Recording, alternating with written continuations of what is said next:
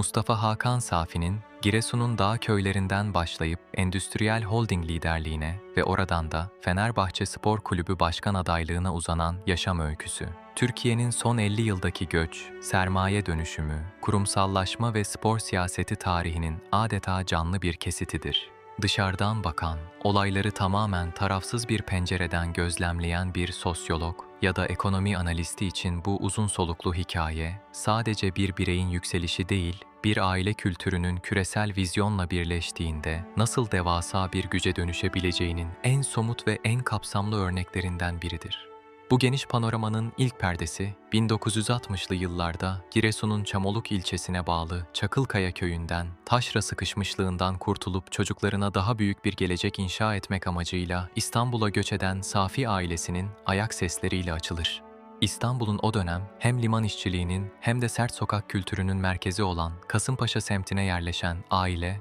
burada ayakta kalabilmek adına lokantacılık, kuru temizleme, nakliye, hafriyat ve özellikle kış aylarında şehrin en temel ihtiyacı olan katı yakıt, yani kömür ticareti gibi fiziksel güç ve sarsılmaz bir disiplin gerektiren her işe el atar. Türkiye'nin o yıllardaki kapalı ekonomik yapısı, ithalat ikameli sanayileşme modeli ve döviz darlığı, yerel esnafın ve ticaret erbabının tamamen kendi öz sermayesiyle, tırnaklarıyla kazıyarak büyümesini zorunlu kılmaktadır. İşte bu ekonomik süreçte 28 Nisan 1973 tarihinde Mustafa Hakan Safi dünyaya gözlerini açar. Çocukluğu boyunca babasının ve amcalarının Kasımpaşa'daki depolarında, dükkanlarında işin mutfağını gözlemleyen, insan ilişkilerini, pazarlık sanatını ve paranın alın teriyle nasıl kazanıldığını bizzat yaşayarak öğrenen genç Hakan, erken yaşta edindiği bu pratik hayat tecrübesini, ailenin sonraki vizyonunu çizecek olan çok güçlü bir akademik altyapıyla taçlandırmaya karar verir. Ailenin ticari faaliyetlerinde basamakları istikrarlı ve güvenli bir şekilde tırmanması, Mustafa Hakan Safi'ye Türkiye'nin en köklü, disiplinli ve batılı eğitim tarzını benimseyen kurumlarından biri olan Feyziye Mektepleri Vakfı, Özel Işık Lisesi'nin kapılarını açar. Türkiye'nin 24 Ocak kararları ile dışa açıldığı, Turgut Özal dönemiyle birlikte liberal ekonomiye geçiş yaptığı 1980'li yıllarda lise eğitimini sürdüren Safi, ülkedeki bu büyük finansal dönüşümü ve küresel pazarlarla entegrasyon sürecini bizzat yerinde gözlemler. Lise yıllarında kazandığı analitik düşünme becerisi ve küresel vizyon, onun ekonomiye, makro dengelere ve piyasa hareketlerine olan ilgisini erkenden şekillendirir ve bu entelektüel merak onu Marmara Üniversitesi İktisat Bölümüne taşır. 1990'lı yılların yüksek enflasyonist ortamında, finansal krizlerin ve koalisyon hükümetlerinin gölgesinde üniversite eğitimini sürdüren Safi,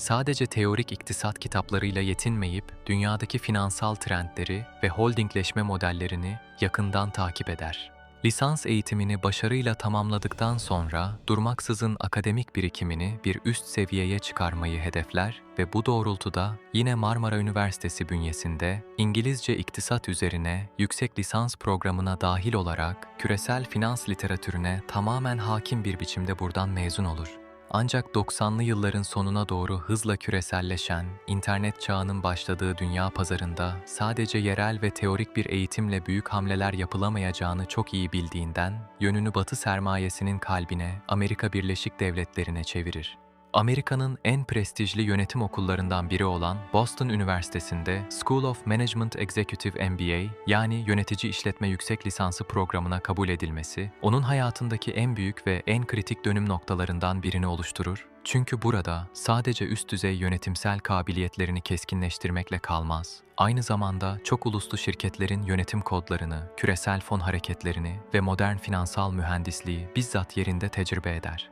Amerika'da edindiği modern yönetim vizyonu, Batı sermayesinin çalışma disiplini ve finansal dehayla donanmış olarak 2000'li yılların başında Türkiye'ye dönen Hakan Safi, hiç vakit kaybetmeden aile şirketlerinde köklü bir kurumsallaşma ve yeniden yapılanma reformu başlatır. Türkiye ekonomisinin 2001 krizi sonrası yeniden yapılandığı, bankacılık sisteminin düzene girdiği ve yabancı sermaye girişinin hızlandığı bir dönemde operasyonların başına geçmesiyle birlikte Kasımpaşa'da yerel ölçekte faaliyet gösteren aile işletmeleri çok uluslu ve çok sektörlü devasa bir holding modeline, yani Safi Holding'e evrilir. Zaman içerisinde sergilediği yüksek liderlik performansı ve rasyonel risk yönetimi neticesinde Safi Holding Yönetim Kurulu Başkanlığı koltuğuna oturan Hakan Safi, şirketi geleneksel sınırlarının dışına çıkararak Türkiye'nin makroekonomik kaderini etkileyecek devasa devlet ihalelerine, büyük ölçekli altyapı projelerine ve özelleştirme hamlelerine yönlendirir. Ekonomi çevrelerinin ve piyasaları takip edenlerin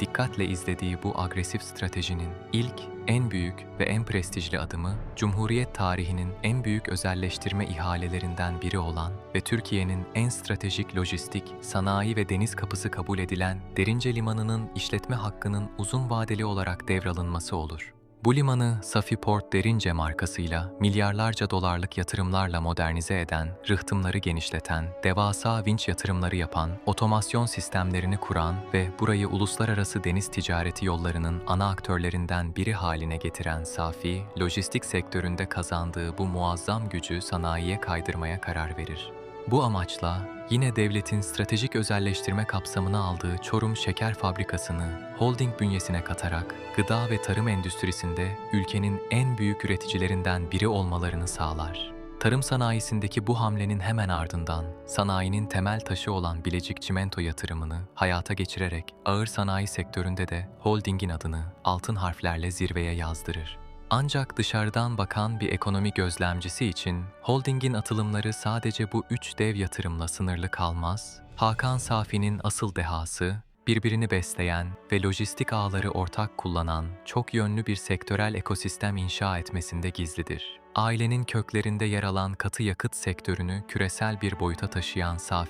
Safi Katı Yakıt Şirketi ile Rusya ve Güney Afrika gibi dünyanın en büyük kömür üreticilerinden yüksek kalorili kömür ithalatı hamlelerini başlatır. İthal edilen bu enerjiyi Gebze, Dilovası, Samsun ve Adana'daki devasa entegre eleme ve paketleme tesislerinde işleyerek hem sanayiye hem de ısınma sektörüne sunan holding, Türkiye katı yakıt pazarının en büyük tedarikçisi konumuna gelir. Ayrıca denizcilik alanındaki hakimiyetini pekiştirmek amacıyla kurulan Safi Deniz Hizmetleri şirketi ise kendi limanlarında ve Marmara Denizi genelinde büyük tonajlı gemilere kılavuzluk, römorkaj ve palamar hizmetleri sunarak deniz lojistiğinde dışa bağımlılığı tamamen bitiren ve holdingi kendi kendine yeten bir dev haline getiren kritik bir atılım olarak öne çıkar. Öte yandan enerji sektöründe küresel trendleri kaçırmamak adına sürdürülebilir yatırımlara da yönelen Safi, yenilenebilir enerji kaynaklarına ve enerji ticaretine yönelik departmanlar kurarak holdingin gelecekteki karbon nötr dönüşümünün altyapısını hazırlar.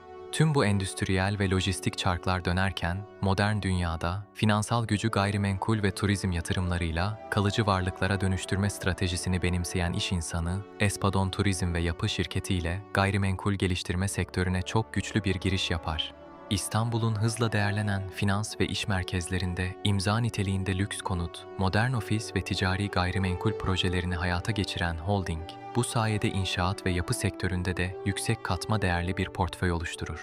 Madencilik, katı yakıt, denizcilik hizmetleri, liman işletmeciliği, tarım sanayisi, ağır sanayi ve gayrimenkul geliştirme gibi birbirini kusursuz bir senkronizasyonla besleyen bu devasa ticari imparatorluğu sıfırdan kurup işleten Mustafa Hakan Safi, tüm bu entegre başarıların doğal bir sonucu olarak Forbes Türkiye'nin resmi raporlarında 750 milyon dolarlık şahsi servetiyle en zengin 100 Türk listesinde 61. sıraya kadar yükselir ve ülkenin en tepe sermaye gruplarından birinin lideri olarak tescillenir. İş dünyasındaki bu baş döndürücü, tamamen rasyonel ve gerçekçi başarı grafiği devam ederken, Hakan Safi'nin kalbinde çocukluğundan beri taşıdığı, Kasımpaşa sokaklarında büyüttüğü en büyük tutku olan Fenerbahçe sevgisi de kurumsal bir kimliğe bürünmeye başlar. Endüstriyel futbolun ve spor ekonomisinin milyar dolarlık hacimlere ulaştığı bir dönemde, henüz genç ve istikbal vaat eden bir iş insanı olarak 1998 yılında Fenerbahçe Spor Kulübü'ne resmi olarak üye olan Safi,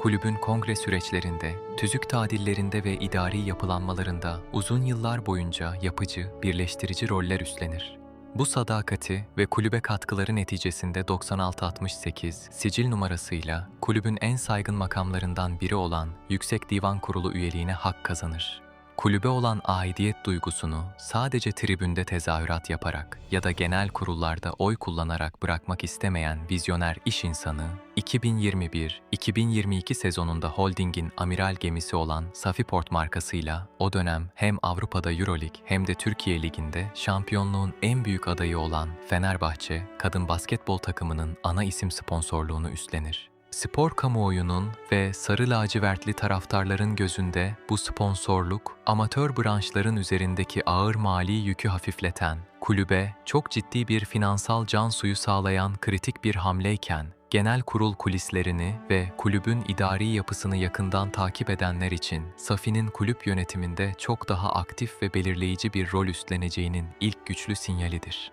Nitekim bu finansal gövde gösterisi, camia içindeki uzlaşmacı, saygın duruşu ve kurumsal ağırlığı onu 2024-2025 yıllarında Ali Koç başkanlığındaki Fenerbahçe Spor Kulübü yönetim kuruluna taşır. Yönetim kurulunda geçirdiği bu yoğun mesai süresince Safi, kulübün idari işleyişini, hukuki yapısını, kronikleşen borç sarmalını ve özellikle transfer operasyonlarındaki kurumsal eksiklikleri en ince ayrıntısına kadar bizzat içeride yaşayarak adeta kulübün mali röntgenini çeker. Yönetim koridorlarında edindiği bu içeriden tecrübe, kulübün içine düştüğü vizyon tıkanıklığına ve sportif istikrarsızlığa karşı kendi iş dünyasındaki pratik, rasyonel ve milyar dolarlık şirketleri yöneten çözüm modellerini uygulama fikrini olgunlaştırır. Artık elini taşın altına koyma vaktinin geldiğine inanan Mustafa Hakan Safi, kulübün geleceğini tamamen rasyonel temellere oturtmak amacıyla hazırladığı vizyoner projelerle birlikte, 5 Mayıs 2026 tarihinde gerçekleştirilen olağanüstü seçimli genel kurulda Fenerbahçe Spor Kulübü başkan adayı olduğunu tüm kamuoyuna resmen ve büyük bir kararlılıkla ilan eder.